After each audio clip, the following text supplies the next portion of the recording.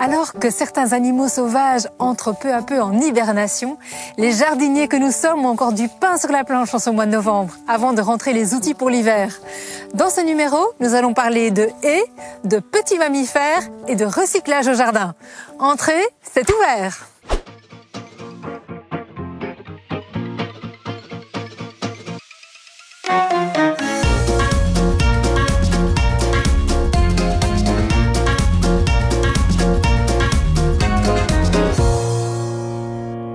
Eh bien Virginie, c'est un numéro bien automnal que tu nous proposes. L'automne, c'est vrai, c'est une période magique au jardin. Les couleurs flamboyantes des arbres et des plantes créent un véritable spectacle visuel. Mais au-delà de la beauté des feuilles qui tombent, cette saison est aussi cruciale pour préparer le jardin à l'hiver et favoriser une reprise optimale au printemps. On parle souvent des feuilles qui tombent, des plantes qui entrent en dormance, du sol qui respire. Ce mois-ci, nous nous intéressons aussi aux haies. Rappelez-vous, il y a quelques années, la Wallonie mettait en marche le plan Yes We Plant.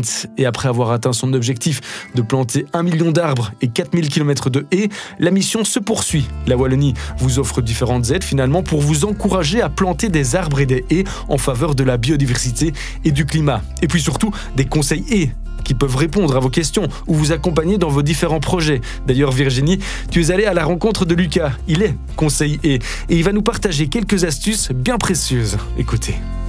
Lucas, tu travailles chez Plant'C, une association qui a été notamment mandatée par la Wallonie pour mener un projet qui va vous intéresser à cette période de l'année. Raconte-nous un peu. Tout à fait. Donc, il faut savoir que la Wallonie s'est fixé un objectif ambitieux en matière de plantation de haies et d'arbres. Et pour ce faire, elle attribue à la fois des subventions à la plantation pour les citoyens, pour les pouvoirs publics, pour les entreprises, et aussi une équipe de conseillers qui peut conseiller toutes ces personnes gratuitement, aussi bien sur du support administratif pour bénéficier de la prime, mais aussi du conseil technique qui peut être du conseil de terrain sur que planter où finalement. Alors on a beaucoup entendu parler de haies, de plantation de haies, Lucas. Est-ce que tu peux revenir sur l'importance qu'ont ces milieux naturels, aussi bien dans nos jardins que de manière générale dans nos paysages ? Alors la haie, c'est vraiment un élément très structurant du réseau écologique. Donc c'est vraiment ce qui va permettre à une série d'oiseaux de nidifier. Ici, on a un bon exemple. À d'autres espèces de se nourrir, que ce soit les oiseaux, les pollinisateurs qui vont pouvoir butiner, nectar, pollen. Le pied d'une haie va également permettre à toute une série de petits rampants de se déplacer, comme le hérisson par exemple. Ou les reptiles. Effectivement, ou les reptiles. Et donc, cet élément est vraiment assez central dans le maillage écologique. Et c'est vrai parce qu'en fait, il se passe toujours plein de choses. Au printemps, on a les fleurs et les insectes, on a les nids, et puis l'automne venu, le feuillage qui change, les petites baies, etc. Surtout que ce sont des essences de chez nous qu'on a, qui sont très belles aussi. On sous-estime parfois le côté esthétique de nos essences. Tout à fait. C'est vrai qu'on va pouvoir avoir des essences comme le fusain, la viorne-aubier, qui vont tirer sur le rouge, l'orangé pendant l'automne, l'érable champêtre qui va tirer sur le jaune, d'autres qui vont brunir. Et donc finalement, cette diversité d'essences de chez nous, c'est vraiment ce qui va amener, je trouve, beaucoup d'esthétisme et beaucoup plus d'esthétisme qu'une haie avec une essence ou une haie composée par exemple d'espèces comme le laurier cerise qui reste persistante et très monotone, je dirais, au cours de l'année. Tu parles d'esthétisme. Celle-ci va devoir être taillée, elle devient un peu sauvage, soyons honnêtes. Mais c'est qu'un entretien par an, c'est pas non plus énorme. Non, c'est pas énorme, mais c'est même ce qui est plutôt indiqué. Si tu peux te le permettre, c'est vraiment l'idéal, parce que l'idée, ça va être de déranger le moins possible la faune, notamment, et donc faire une taille en fin de saison, après la saison de nidification, c'est l'idéal. Si tu peux te permettre d'avoir une haie vive et de la laisser pousser librement, fais-le aussi. Maintenant, voilà, ici, on voit qu'on a une ligne à haute tension, on a probablement les voisins, donc une taille annuelle, hors saison, c'est vraiment ce qui est préconisé, c'est l'idéal pour la biodiversité. Je vais te montrer une haie qu'on a plantée ici il y a 2-3 ans, tu vas me dire ce que tu en penses. Parfait. Tu vois Lucas, ici c'est une haie qu'on a plantée il y a à peu près 3 ans. Fusain, cornouiller, bourdaine, etc. Alors on s'est évidemment un peu renseigné au début, mais je me dis voilà, quelqu'un qui voudrait planter une haie, qui n'y connaît rien du tout ou qui a quelques connaissances, comment est-ce qu'on s'adresse à vous? Qu'est-ce que vous proposez concrètement comme aide et comme service? Alors, il faut savoir qu'en région Wallonne, il y a un guichet à la plantation. Donc, il y a un numéro appelable, un site qui peut être consulté. Et nous, on va être en mesure de délivrer des conseils à la fois techniques sur base de la nature du sol, du climat dans laquelle la personne veut planter une haie, sur base de la fonction principale qu'il veut lui donner, et aussi l'orienter pour bénéficier de subventions à la plantation. Il y a quelques critères d'éligibilité, donc plusieurs essences, par exemple, indigènes, pour bénéficier d'une prime qui n'est pas du tout négligeable. D'accord. Alors on parle beaucoup d'accueil de la biodiversité, on parle d'esthétisme, on parle aussi beaucoup du côté occultant de la haie. Beaucoup de gens plantent une haie avant tout pour délimiter leur terrain et se cacher un petit peu. Est-ce qu'on peut cumuler justement cette fonction-là avec le choix d'essences indigènes de chez nous, quoi? Écoute, on a justement un magnifique exemple juste ici, je te propose qu'on s'y rende. Ah je te suis. Pour avoir un effet brise-vue justement avec des espèces indigènes, on va pouvoir composer avec plusieurs types d'essences. Les essences dites marcescentes, ça veut dire que la feuille va flétrir sur le rameau, mais elle va rester tout l'hiver. On va retrouver, comme ici, le charme, on va retrouver aussi le hêtre. Et il y a également des essences persistantes comme le troène ou le hou, qui va pouvoir, lui, être valorisé dans les milieux plus ombragés. Et tout ceci, en composant encore avec une autre diversité d'essences, va permettre de garantir l'effet brise-vue. Et un tout dernier conseil que je pourrais te donner, Virginie, c'est de composer aussi avec le lierre. Quand tu viens planter un lierre au pied d'une haie, comme par exemple au pied d'un charme, progressivement, il va pouvoir coloniser la haie sans la mettre à mal et davantage encore garantir cet effet brise-vue tout en apportant un bénéfice pour la biodiversité. Génial. Écoute, un grand merci Lucas, c'est vraiment intéressant. On prend la mesure de tous les choix qui s'offrent à nous quand on plante une haie, en t'écoutant. N'hésitez pas à vous informer pour en savoir plus sur le site qui s'affiche ici. Allez demander conseil auprès des conseils haies, justement. Et puis, nous, on va continuer à planter, évidemment, de l'indigène. Alors toi, Seb, t'es plutôt quoi comme haie? Plutôt colorée, biodiversité, occultante? Ah, moi, je suis un amoureux des haies mixtes, parce qu'en plus du grand intérêt qu'elles offrent pour la biodiversité, elles produisent des fleurs et des fruits en abondance. Ça donne de la couleur au jardin, et puis ça sert accessoirement de garde à manger pour les enfants l'été. Quoi qu'il en soit, avec les couleurs de l'automne, toutes nos haies nous offrent un spectacle qu'on peut qualifier de romantique, un doux rappel finalement de la forêt. Tiens, et en parlant de forêt, Virginie, tu nous emmènes en balade, en bordure de forêt, une zone de transition précieuse d'un point de vue écologique entre la forêt et le milieu ouvert. On parle alors de lisière. Mais c'est quoi au juste une lisière? La lisière est le milieu intermédiaire entre la forêt et la zone agricole. Cette zone est très importante pour l'équilibre de la forêt. On va rencontrer deux types de lisières. La lisière dite abrupte, où les grands arbres sont en contact direct avec le milieu ouvert, et la lisière dite évolutive, composée de différentes couches de végétation. Celle-ci est beaucoup plus intéressante pour la biodiversité. Alors tout en bas, premier niveau, on a ce qu'on appelle l'ourlet herbeux, composé d'herbes, de ronces, de fleurs, etc. Des espèces comme le hérisson vont y trouver leur bonheur, il a tout ce qu'il faut pour faire son nid, pour chasser, etc.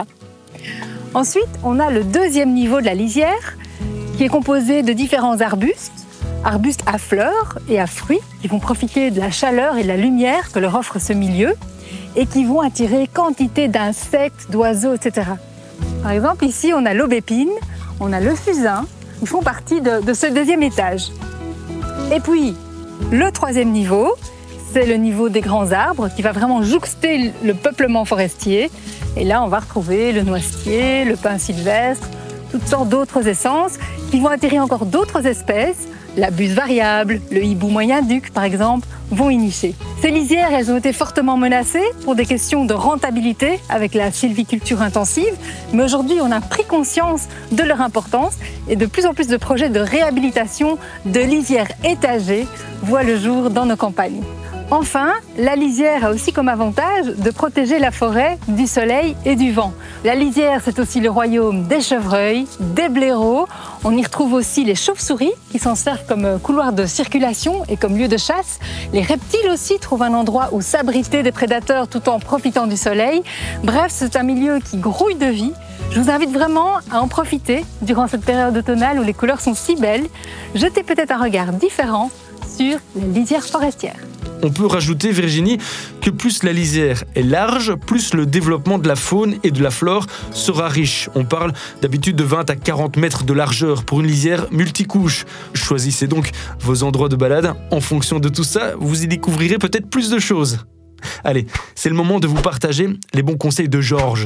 Toujours occupé au potager, malgré, vous le verrez, la météo parfois capricieuse, il va nous parler de quelques animaux nuisibles au potager, de la manière de s'en débarrasser, mais aussi de protéger nos cultures.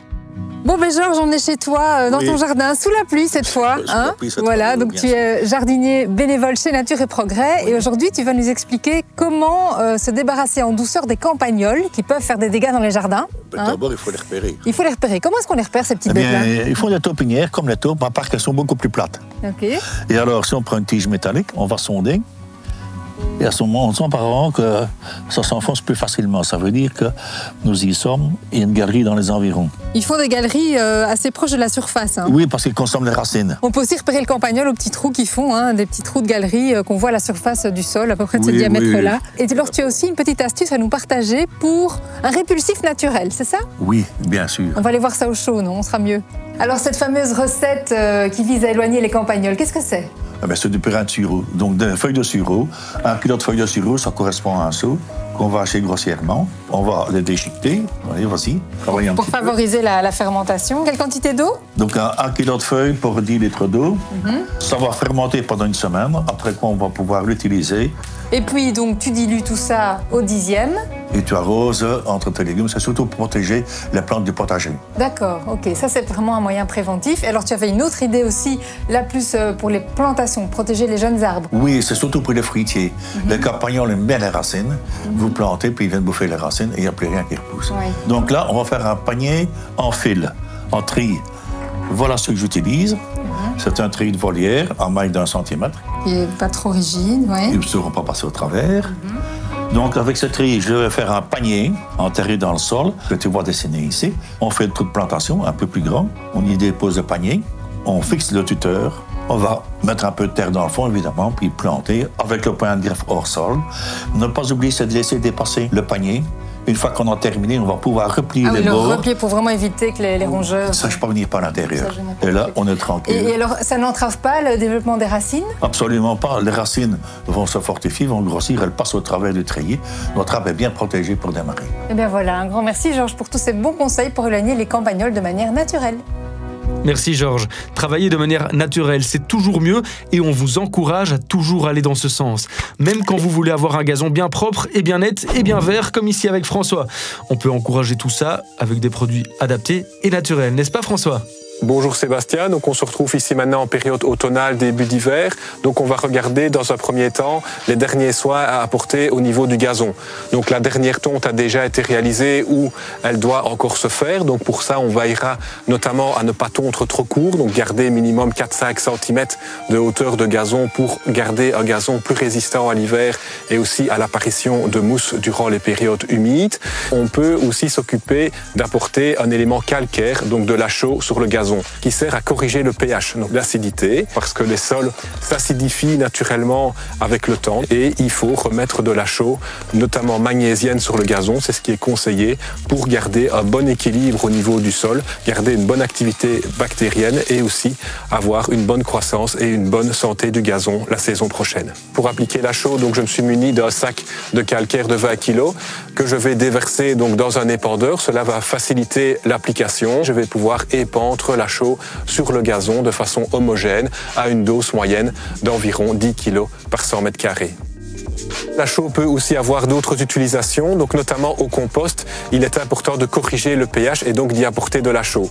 Maintenant, on ne le fera pas avec une chaux pure, mais on l'apportera sous forme d'un activateur de compost qui contient notamment de la chaux. Donc il est important de respecter différentes matières premières qu'il faut apporter de façon équilibrée.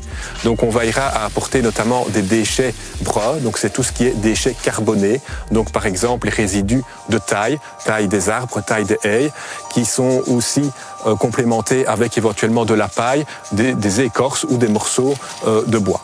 À côté des déchets bruns, on va trouver tout ce qui est déchets verts, tout ce qui vient de déchets herbacés, notamment les déchets verts du jardin, comme par exemple les tontes d'herbe ou encore les mauvaises herbes indésirables. Une autre partie des déchets sont aussi les déchets ménagers. Donc on veillera à apporter les éléments carbonés minimum 1/3 de la fraction totale et les déchets verts environ 2/3 de la fraction totale. Un paramètre important est de mélanger le tout homogènement ensemble, mais pour activer correctement le compost, je vous conseille d'apporter un activateur de compost qui va apporter donc des algues marines, donc de la chaux, pour activer correctement les bactéries. Cet activateur va aussi apporter une souche complémentaire de bactéries et de la nourriture pour que le compostage se fasse correctement. Cela est apporté donc à raison de 200 grammes par mètre carré, environ tous les 30 cm de couche de compost. On veillera alors à homogénéiser, à bien mélanger le tout et à garder une bonne humidité, donc ni trop ni trop peu. Donc c'est pour ça qu'il faut veiller à avoir différentes fractions, donc des fractions relativement grossières que l'on peut apporter grâce aux résidus de taille et des fractions plus fines comme les déchets de tonte. Donc il faut bien respecter cet équilibre-là aussi. Et on ressortira le compost fin d'hiver pour nourrir notre futur potager. Merci François. Nous, on va retrouver Virginie et Monica. On va parler du hérisson parce que le hérisson contribue lui aussi à éliminer bon nombre d'animaux considérés comme des nuisibles, ce qui en fait un précieux auxiliaire des jardiniers que vous êtes. Mais comment peut-on l'accueillir dans nos jardins, mesdames ? Monica, tu es bénévole au sein du groupe hérisson de Natagora. Oui. Et tu nous emmènes au cœur du jardin de Martine. Martine qui est bénévole au Créavès du Bois des Rêves, une spécialiste d'hérissons.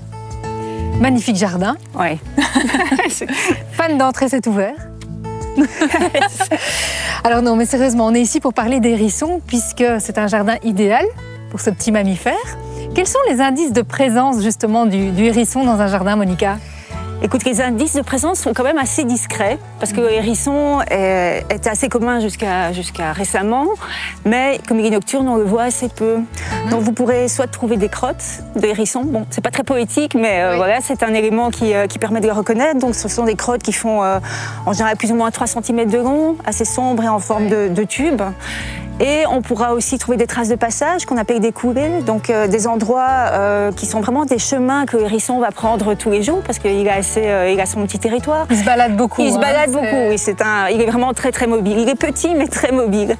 Et donc là, on pourra avoir des zones où l'herbe est peut-être un peu aplatie, où la végétation est aplatie. On verra que c'est un chemin que le hérisson emprunte. D'accord. Et justement, en parlant de chemin, il se balade beaucoup, on le disait. Et donc, un des obstacles qu'il va rencontrer, c'est justement ces jardins qui sont ceinturés par des barrières, par des grillages, etc. Oui, tout à fait. Donc vraiment, une des menaces principales qui pèsent sur l'espèce, c'est la fragmentation du territoire. Donc le hérisson a besoin de pas mal de place. Donc il peut marcher de 1 km à 4 km par nuit. Ah oui, quand même. Oui. Les mâles marchent beaucoup parce qu'ils cherchent des femelles. Et les femelles, elles sont un petit peu plus casanières parce que voilà, elles ont peut-être des petits à élever, mais tous les deux marchent quand même pas mal. Et leur territoire peut faire plusieurs hectares. En général, on dit jusqu'à 30 hectares pour un mâle. Donc voilà, oui. Donc vraiment des jardins clôturés, etc. Ça va l'obliger à passer par la route. Et il aura aussi du mal à trouver à manger, à trouver de quoi faire son nid, parce qu'il a besoin de brindilles, de feuilles mortes. Donc en cloisonnant son territoire, on lui rend vraiment la vie difficile. Et on voit que Martine, elle a fait des petits trous un peu partout dans ses grillages pour lui permettre de passer justement. Une deuxième grande menace qui pèse sur le hérisson, ce sont les pesticides. Exactement. Donc dans les campagnes, en fait, là où il y a une agriculture vraiment intensive et donc usage de pesticides, le hérisson a quasiment disparu. Donc il se réfugie justement dans les zones habitées. Donc on a vraiment un rôle important à jouer à ce niveau-là. Mais si on utilise des pesticides dans le jardin, on va contaminer les insectes qui sont la nourriture principale du hérisson et donc en mangeant, il va s'empoisonner. D'accord, c'est pour ça que d'ailleurs dans Entrée c'est ouvert, on essaie toujours de mettre en valeur des alternatives à l'usage des pesticides pour protéger justement toute cette nature. Et puis une autre menace, on a déjà un peu parlé, c'est le trafic routier. Oui. Donc effectivement, il y a beaucoup à faire pour le hérisson. Alors justement, on va regarder un peu comment on peut agir pour aider cette petite espèce sympathique. Oui.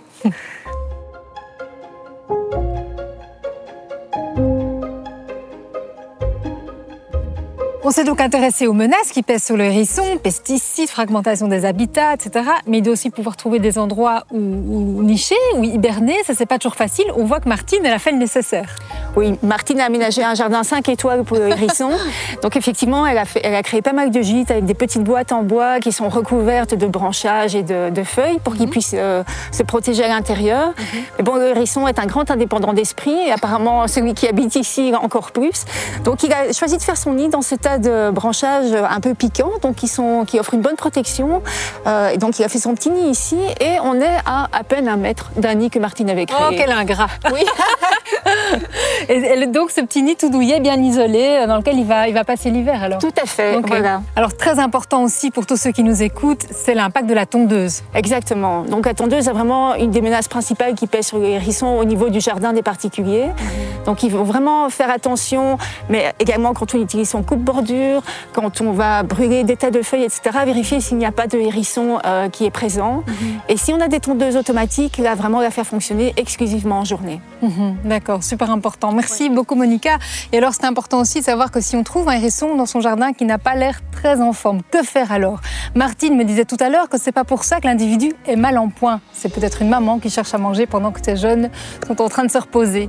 Si par contre vous êtes sûr que l'hérisson va vraiment mal, s'il y a des mouches qui lui tournent autour par exemple, à ce moment-là, vous l'emballez dans une couverture bien chaude, vous le mettez dans une caisse, dans le noir, bien à l'abri, au calme, et vous allez le porter à un centre, un CREAVES, donc centre de revalidation de la faune sauvage, où il sera pris en charge de manière adaptée. J'en profite d'ailleurs pour tirer mon chapeau et remercier tous ces bénévoles qui consacrent énormément de temps et d'énergie à la sauvegarde de toute cette faune sauvage malmenée. Et puis, inutile de vous rappeler de vérifier qu'il n'y a pas de hérissons ou d'autres petits mammifères d'ailleurs avant de débroussailler ou d'utiliser votre coupe-bordure. Continuons à protéger la nature dans nos jardins, c'est important. D'ailleurs, c'est l'heure de notre moment nature, ou plutôt guide nature, avec notre partenaire, les Cercles des naturalistes de Belgique. Nous dressons le portrait de guide nature. Ces guides vous proposent des activités toute l'année. Ici, par exemple, Claudine nous introduit l'activité Sciences participatives. Je suis Claudine Delvaux, je suis guide nature depuis 2014 et je suis présidente du Cercle des naturalistes de Belgique, Brabant Wallon. Nous avons un site cnbbwordpress.com et là vous pouvez trouver les balades que le Cercle Brabant Wallon organise. Un guide nature a pour mission, je vais dire, de transmettre de l'information concernant la nature, d'émerveiller surtout, d'exprimer aussi des aspects d'éco-citoyenneté et des aspects de protection de la nature. On va préparer une balade, une guidance nature, et on va déterminer un parcours.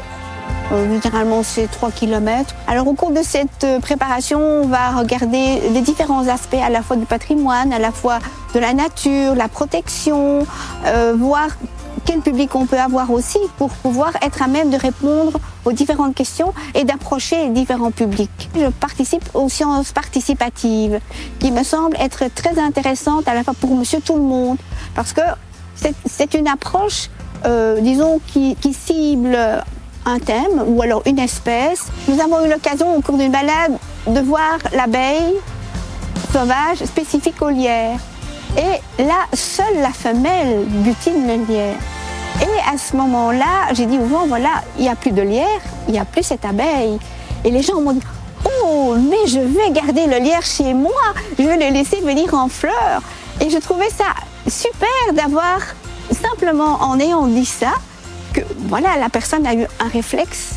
Et je trouve ça génial. C'est un peu toutes des petites choses comme ça. Parce que vouloir imposer, c'est pas bien.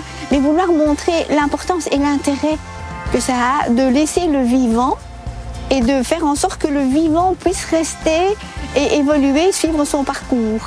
Et on approche sans détruire. C'est ça qui est aussi un élément très important.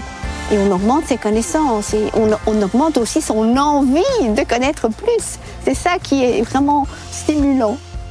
La formation Guide Nature, finalement, des CNB fête ses 50 ans. Alors laissez-vous guider en pleine nature, près de chez vous ou partout en Belgique, grâce au Cercle des naturalistes. Pour plus d'infos, rendez-vous d'ailleurs sur leur site internet. Allez, un dernier petit tour au jardin avec toi, Virginie. Je te vois en pleine bourre. Tu ramasses les feuilles tombées des arbres, c'est ça ? En automne, on a tendance à enlever toutes les feuilles mortes du jardin.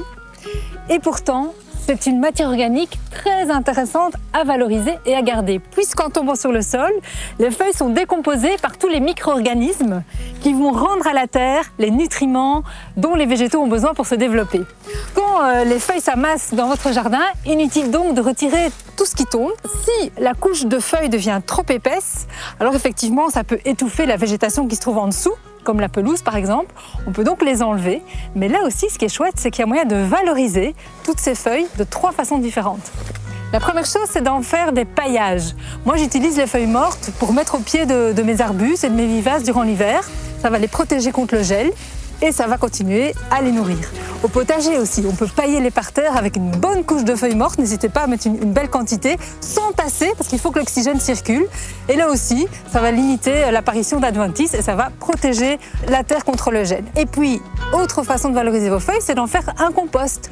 Simplement, laissez vos feuilles en tas dans un coin ou dans un grillage et vous laissez la nature faire le reste.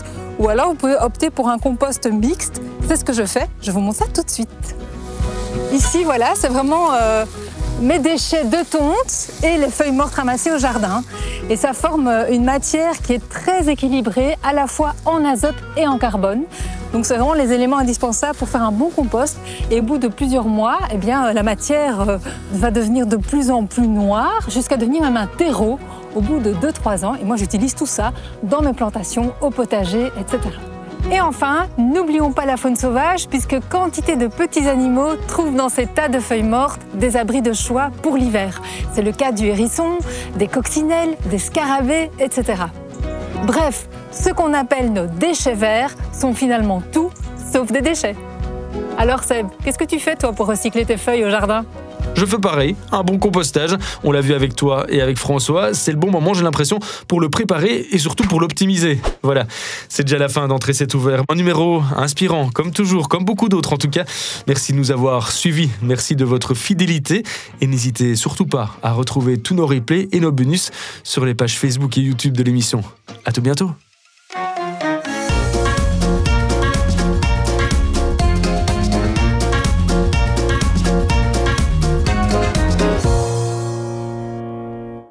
Ce mois-ci, notre partenaire DCM vous propose de gagner au choix soit du calcaire vert pour améliorer le pH trop acide de votre gazon, soit un activateur de compost qui va permettre de corriger le pH grâce à l'apport de la chaux. Pour remporter ce concours, c'est très simple. Répondez à la question suivante. Quelle plante utilise Georges pour éloigner les campagnols ? Envoyez-nous la réponse par mail à concours@canalzoom.be ou par message privé sur la page Facebook d'Entrée c'est ouvert. Bonne chance!